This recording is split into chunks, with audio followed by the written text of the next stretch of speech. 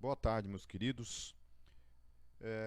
Estou gravando essa live em detrimento do que aconteceu domingo passado. Infelizmente, nós tivemos problemas técnicos com o nosso culto online e acabou não tendo como transmitir online a pregação. E como eu estou numa sequência de pregações em relação ao livro de Jonas, a gente decidiu regravar a pregação para que você não perdesse o conteúdo dessa série no livro de Jonas, ok? Então, o título dessa pregação é A Ressurreição de Jonas e ela está baseada no capítulo 2 do livro do profeta Jonas, ok? Vamos orar antes de tudo? Vamos fechar nossos olhos. Pai, nós te louvamos mais uma vez pela oportunidade e pelo privilégio que nós temos de compartilhar a tua palavra. Que o Senhor venha ministrar em nossos corações por meio do teu filho, por meio do profeta Jonas e essa história que o Senhor optou por revelar à tua igreja. Em nome de Jesus eu oro. Amém.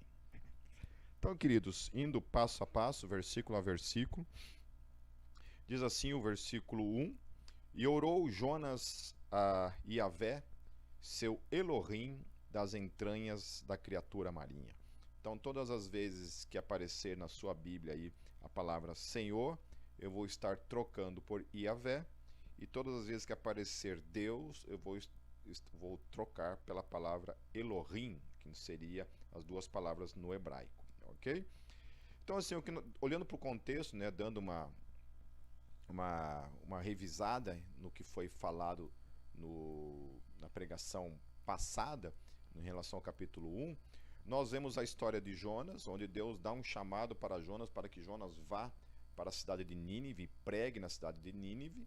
E Jonas decidiu desobedecer a Deus e fazer o contrário, ir na direção contrária, vai para Tarsis, né, pega um navio, e nesse navio, nessa embarcação, Deus intervém e Deus manda uma tempestade, onde quase toda a tripulação paga o preço da desobediência de Jonas, quase todo mundo acaba sofrendo um naufrágio, mas o povo decide então tirar a sorte e a sorte cai sobre Jonas e Jonas então confessa a sua culpa. A gente vê que a embarcação toda ora ao seu Deus, menos Jonas, né, que era a causa de toda aquela tragédia que estava acontecendo. E então Jonas é lançado ao mar, e aí o texto, né, conclui o capítulo 1 que uma criatura marinha, um animal ao qual a gente não sabe, as traduções peixe, né, estão erradas, né, porque realmente não existe nenhum peixe com tamanho suficiente para engolir um ser humano, né. Possivelmente tenha sido, né, uma baleia, né, especialmente a baleia cachalote, que seria a única que poderia engolir um ser humano, ok?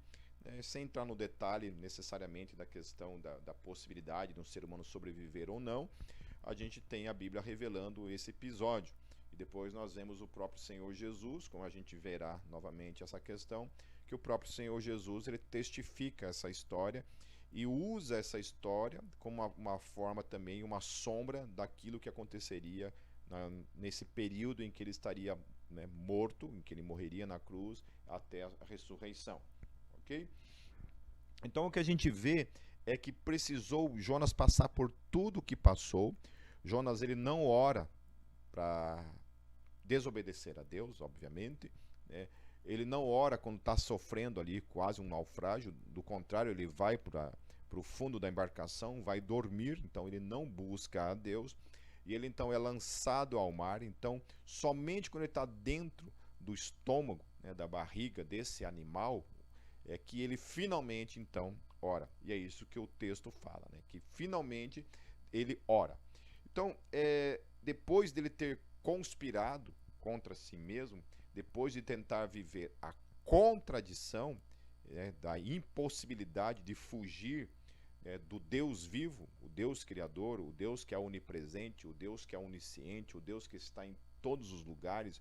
Portanto, por estar em todos os lugares e conhecer todos os pensamentos, é impossível fugir desse Deus, né? Então ele vive essa contradição de ter um tipo de confissão e a praxis dele ser outra coisa, né? Então, em que momento se passou na mente de Jonas a possibilidade dele fugir desse Deus onipresente, desse Deus criador de todas as coisas, né? Então, depois de Deus ter o conduzido ao abismo mais profundo, né, isso foi uma demonstração ainda do amor perseverante de Deus na vida dele, né? Deus precisou levar ele até as últimas consequências para demonstrar, por meio das últimas consequências, que Deus ainda o amava, né? Há algo interessante nesse aspecto da relação de Deus com o Jonas, que é o fato de Deus não dar vazão às escolhas de Jonas. Ou seja, a história de Jonas nos demonstra que a soberania de Deus, ela está acima das nossas escolhas. Por que Deus simplesmente não deu as costas para Jonas e deixou Jonas ir viver a vida dele, as escolhas de desobediência dele, e aí colher os frutos dessas escolhas simplesmente e ponto final? Não. Deus vai atrás de Jonas, Deus manda uma tempestade, né, que também colocou a vida de outras pessoas em risco, porque Deus amava Jonas e Deus tinha um plano na vida de Jonas, e Deus queria cumprir esse plano na vida de Jonas, né? Ele havia escolhido Jonas e era Jonas e ponto final. Então Deus olha para aquela situação e Deus não tem um respeito pelo livre-arbítrio de Jonas, né? Então, o amor de Deus nas nossas vidas, muitas vezes, vai estar acima das nossas escolhas, porque Deus nos ama a tal ponto de não respeitar muitas vezes uma escolha para nossas vidas que vai ser destrutiva. Ainda que a gente faça escolhas contrárias à vontade dele, Deus vai, de alguma forma, sobrepor a soberania dele, a vontade soberana dele sobre as nossas escolhas, porque ele nos ama. E mesmo que isso implique muitas vezes em nos levar a extremos do sofrimento, né, e da tragédia, que é o que está acontecendo na vida de Jonas. Então, agora, de dentro das entranhas de uma criatura marinha, finalmente ele ora. Então, o que foi preciso acontecer na vida de Jonas, mediante uma escolha, uma desobediência, para que finalmente, então, agora o que acontecesse? Ele se convertesse. Ele se voltasse para Deus, ele voltasse o coração dele para Deus. Finalmente, então, ele volta à vontade dele, o arbítrio dele, finalmente se submete a Deus por meio de uma oração. Porque toda oração é um ato de submissão. Toda oração é um ato de reconhecimento da soberania de Deus. É um ato que reconhece um Deus que é soberano e que pode intervir na história do indivíduo, mesmo no estado extremo em que Jonas estava vivenciando. Então, lá no versículo 2 vai dizer: na minha angústia clamei a Yahvé, e ele me respondeu. Do ventre do Sheol gritei, e tu ouviste a minha voz. Então, finalmente Jonas sentiu um tipo de angústia, porque até então ele estava vivendo uma vida contrária à vontade de Deus, e ele não estava sentindo nenhum tipo de angústia extrema pelo que estava acontecendo, né? Como muita gente às vezes acaba vivenciando, né? De estar vivenciando uma situação de pecado e que aquilo não traz a priori, de imediato, algum tipo de angústia diante daquela desobediência, daquele pecado que está vivenciando, né? Então, às vezes é preciso Deus nos conduzir a um extremo da consequência da desobediência para que a gente possa, de alguma forma, receber uma graça e uma angústia diante daquilo, e aquilo, então, nos levar a um clamor, né? Às vezes pode ser a perda de alguém que a gente ama, às vezes pode ser uma doença terminal, alguma coisa desse tipo, né? Um acidente, ou alguma uma falência financeira, alguma coisa, para que a gente possa sentir a angústia existencial, e essa angústia existencial nos direcionar para Deus. Amém? Então, finalmente, ele clamou, e o texto fala desse clamor. Esse clamor aqui tem um sentido realmente, né? É uma oração que é feita numa angústia extrema, né? Porque é um clamor que é quase que um grito de desespero, um grito por socorro, que é o que estava acontecendo com Jonas. Uma observação interessante que a gente, quando olha para essa situação da impossibilidade, por exemplo, de um ser humano vivenciar, né, viver dentro por 3 dias, sobreviver por 3 dias dentro da barriga de um cachalote, de uma baleia, por exemplo, né, que cientificamente falando isso é de fato impossível, né, porque o estômago do animal, ele em si, os músculos ali ajudam a triturar, né, fora o suco gástrico que também, né, corrói a carne, né, então ele morreria ali sem oxigênio, morreria afogado, né. Então nós temos a possibilidade de uma questão sobrenatural mesmo, né, que Deus manteve Jonas sobrenaturalmente vivo, né, mas existe uma outra possibilidade também, né, porque lá em Mateus 12:40, Jesus ele fala assim: pois como Jonas esteve 3 dias e 3 noites no ventre da baleia, né, assim estará o Filho do Homem 3 dias e 3 noites no seio da terra. Então, o que a gente sabe a respeito de Jesus? A gente sabe que Jesus morre numa cruz e ele fica 3 dias morto, sepultado, e depois de 3 dias ele então finalmente ressuscita, né, sai vivo daquela sepultura. Então, o termo que Jonas também está usando ali no versículo 2, ele fala Sheol. E a gente sabe que essa palavra Sheol, ela é, a priori, o primeiro significado da palavra Sheol é sepultura.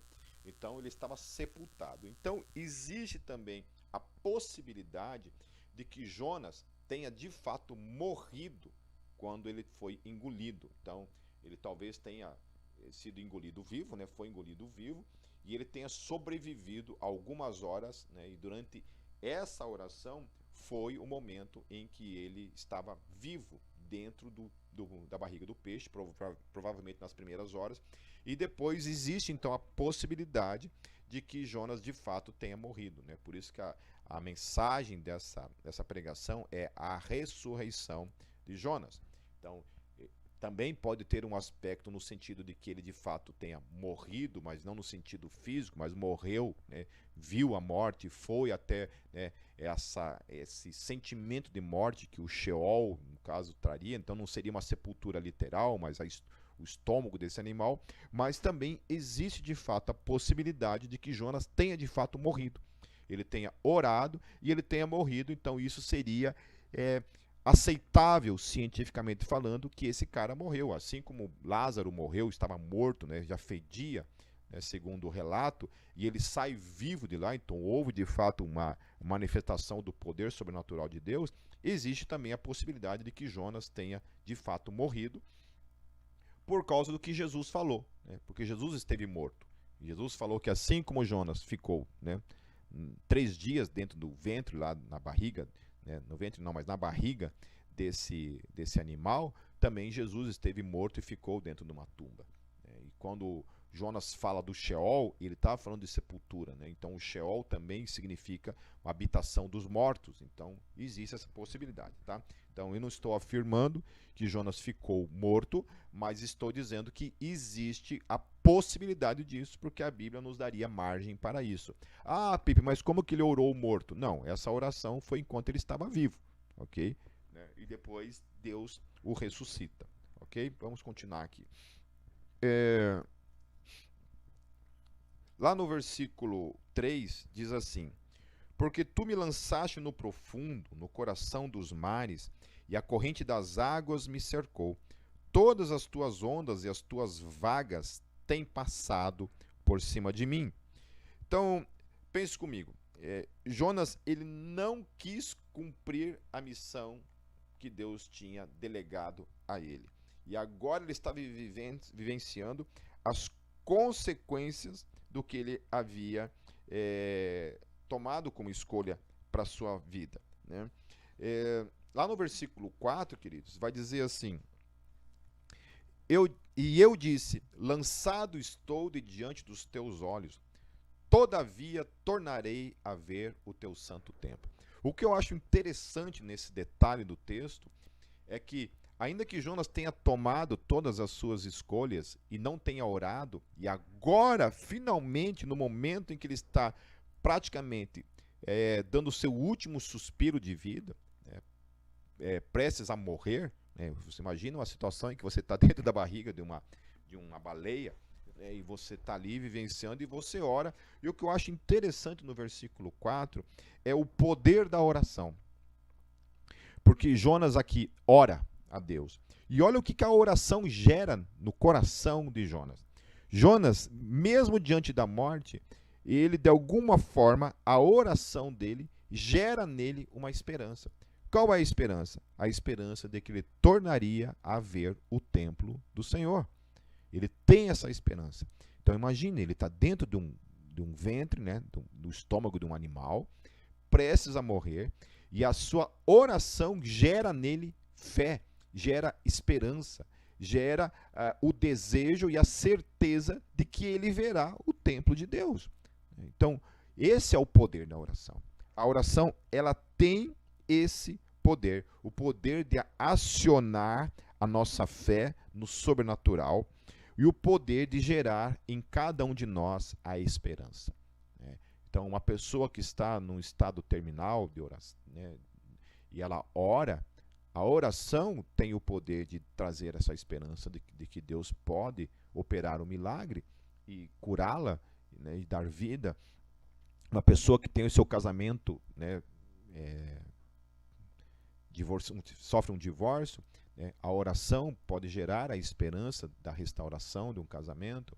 Um filho que está perdido, a oração pode gerar a esperança de trazer o filho novamente para Deus, e assim por diante. Então, a gente vê esse poder da oração. A oração, quando a gente predispõe o nosso coração a orar a Deus, essa predisposição, ela automaticamente tem esse feedback de gerar em nós a esperança, e mesmo diante de uma situação extrema, de uma situação de morte, como era o caso aqui em que Jonas estava vivenciando. Então ele está dentro de uma criatura prestes a morrer, mas a sua oração o preenche de fé e esperança de que de alguma forma voltaria a ver o templo do Senhor. A fé dele está alicerçada sobre a esperança de que o Deus em que ele crê é o Deus de toda a graça e misericórdia. Ele sabe que mesmo que Deus o tenha lançado de sua presença, este mesmo Deus o perdoaria e o receberia de volta. Aleluia.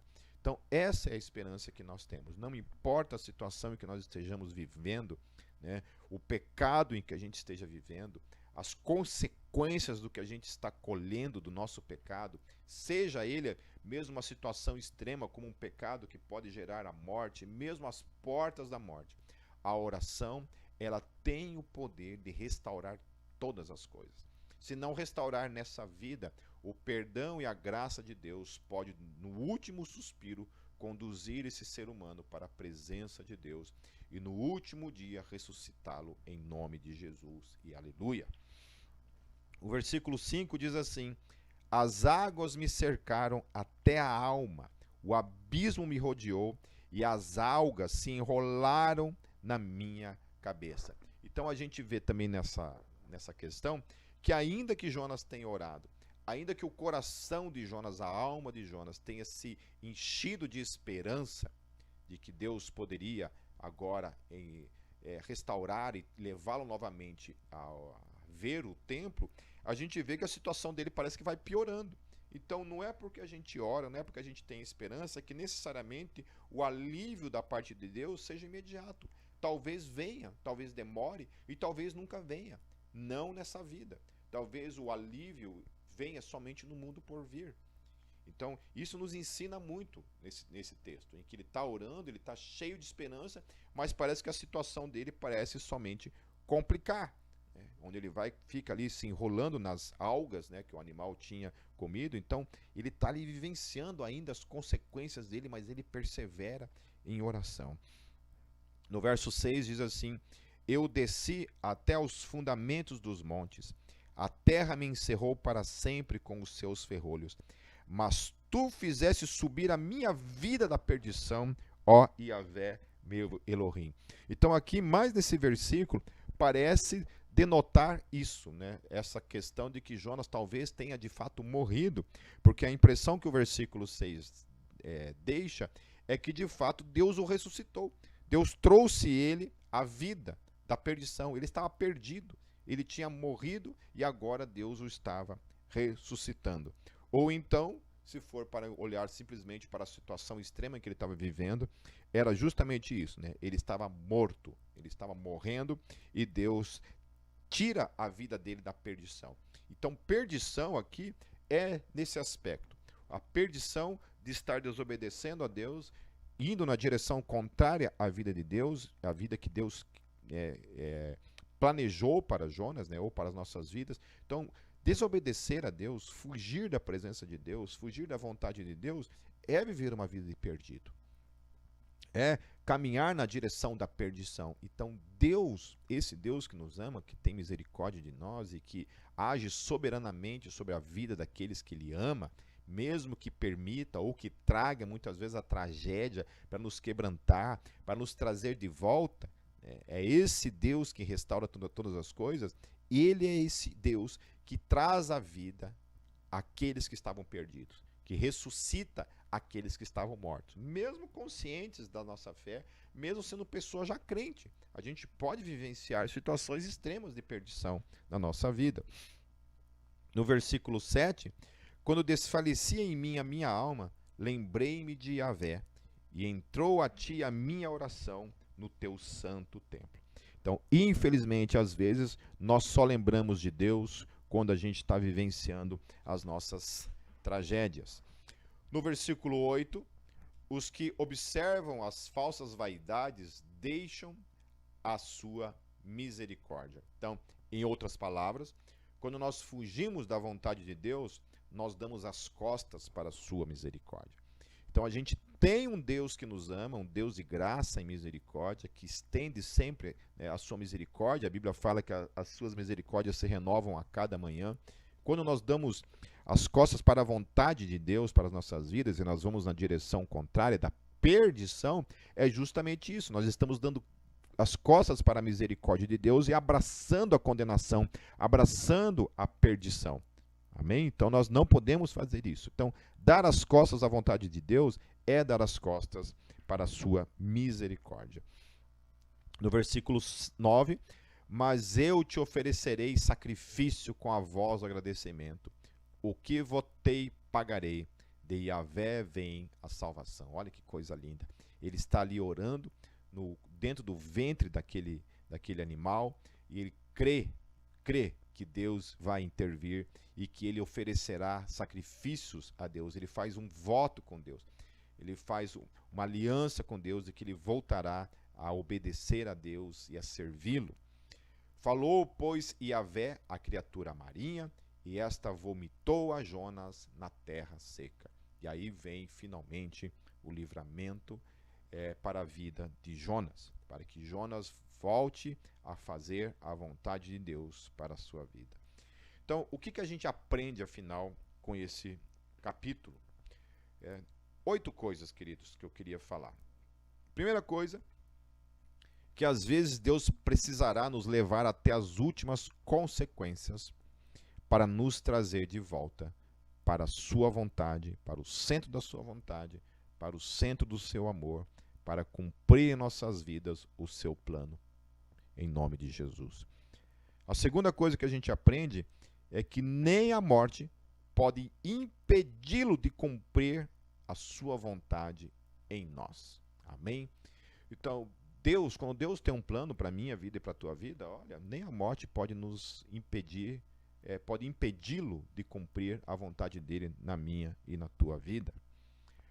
A terceira coisa é que a angústia pode ser o melhor combustível para uma vida de oração. Às vezes a gente precisa provar realmente do fel, provar do amargo da vida, provar da tragédia, provar da dor e do sofrimento, para que a gente possa ser conduzido a uma vida de oração. Porque às vezes quando a gente está vivendo uma vida boa, uma vida sem problemas, sem dificuldades, com uma boa saúde, com dinheiro e tudo mais, a gente não ora. Às vezes tem gente que nem assim ora, nem passando por vários problemas ora. Mas O sofrimento, ele é um ótimo combustível para nos conduzir a uma vida de oração. A quarta coisa que a gente aprende é que não importa o quão longe eu e você estejamos do Senhor, e não importa o quão afundado no pecado a gente esteja, se nós clamarmos a Deus, Ele nos ouvirá. E não importa o pecado que tenhamos cometido, Deus nos perdoará e Deus restaurará todas as coisas por causa da sua graça e da sua misericórdia. A quinta coisa, que somente a oração pode nos preencher de esperança.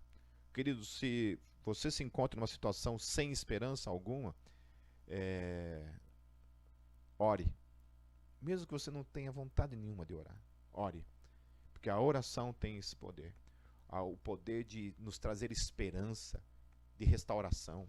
Porque quando a gente ora, por princípio, a gente crê num Deus que intervém, num Deus que pode todas as coisas. E a nossa alma, quando a gente ora, a nossa alma ela se enche de esperança, de convicção de que Deus pode, de fato, restaurar todas as coisas.